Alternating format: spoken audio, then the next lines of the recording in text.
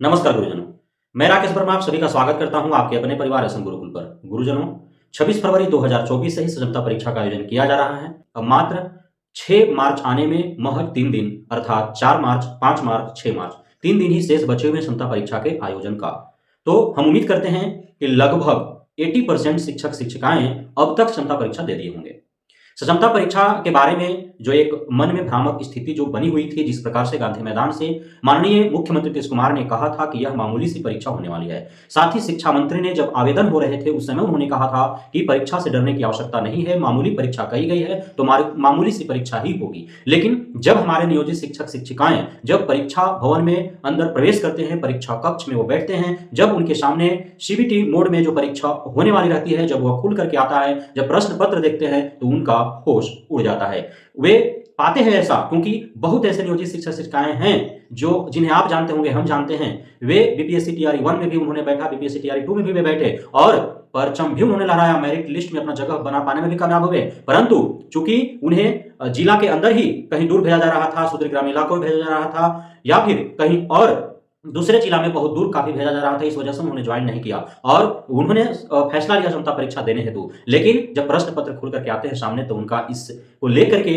उनका दिमाग जो है, उनका होश का ठिकाने जो है वो उड़ जाता है कि उससे भी कठिन प्रश्न पत्र उनके सामने खुल करके आते हैं। अब आप समझिए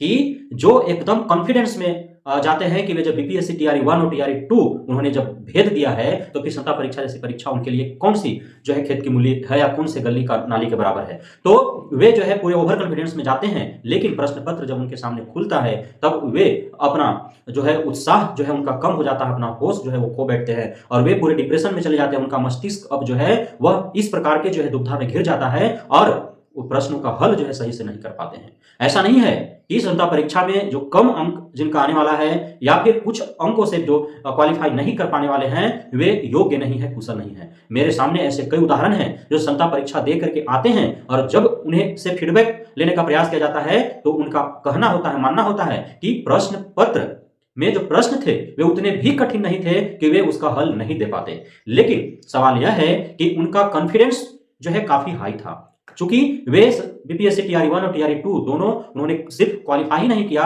बल्कि मेरिट सूची में भी जगह बनाने पाने में कामयाब हुआ। और जब क्षमता परीक्षा जिसे मामूली सी कही जा रही थी उससे थोड़ा ऊपर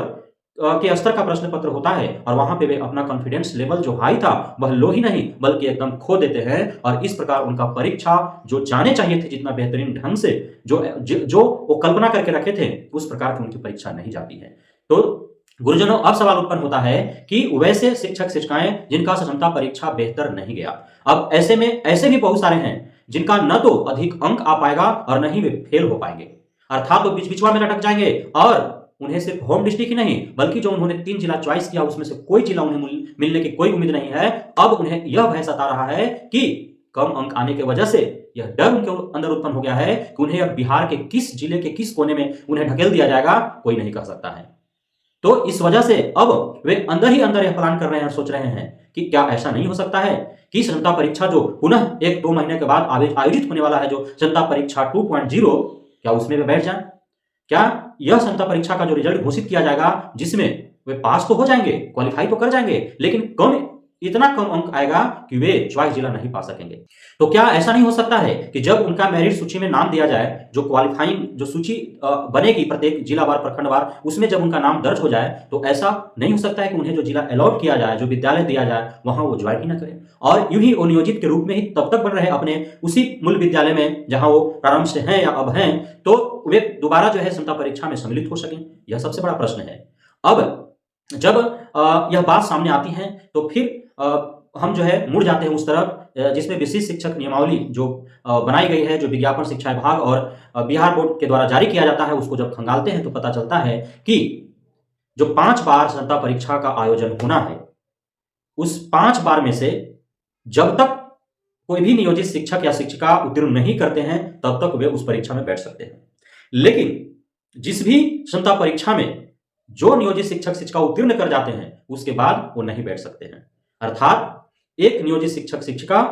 सिर्फ एक ही बार क्षमता परीक्षा पास कर सकते हैं। ऐसा नहीं है कि सीटेट की तरह अंक बढ़ाने के लिए आप कई बार भी क्षमता परीक्षा दें। ऐसा नहीं है कि बीपीएससी टीआरई 1 या टीआरई 2 के जैसा ही आप मेरिट लिस्ट में जगह बना पाने के बावजूद भी इसलिए आप ज्वाइन ना करें कि आपको कहीं और भेज दिया जा रहा है। तो ये स्वतंत्रता नियोजित शिक्षक शिक्षिकाओं को नहीं दिए जा रहे हैं। यदि ऐसा स्वतंत्रता दिए जाए तो फिर जो है वो पांचों क्षमता परीक्षा में उतने ही भीड़ देखने को मिलेंगे जितना कि प्रथम या द्वितीय क्षमता परीक्षा के आयोजन में भीड़ देखने को मिलेंगे। और आप सभी को ज्ञात है कि किस प्रकार से प्रक्रियाएं जो है वो कितने लेंदी प्रक्रियाओं से गुजरना पड़ रहा है। आप ऑनलाइन आवेदन कर रहे हैं, फिर सभी हार्ड कॉपी जो है आप जमा कर रहे हैं, डीपीओ जो है वो सारे दस्तावेजों को वो जो है सत्यापित कर रहे हैं, वेरीफाइड कर रहे हैं, फिर जो है वो फॉरवर्ड कर रहे हैं, फिर एडमिट कार्ड आ रहा है, एडमिट कार्ड फिर आप ले जाकर के जो एडमिट कार्ड आप सत्यापित करवा रहे हैं, फिर आप परीक्षा दे रहे हैं, परीक्षा देने के बाद फिर आप एडमिट कार्ड जाकर के जमा कर रहे हैं, वो फिर वेबसाइट पर अपलोड हो जा रहा है कि नहीं। आपका थंब इंप्रेशन हो रहा है, आइरिस रिकॉग्निशन हो रहा है, फिर काउंसलिंग होगा, पास हो जाएंगे तो सारे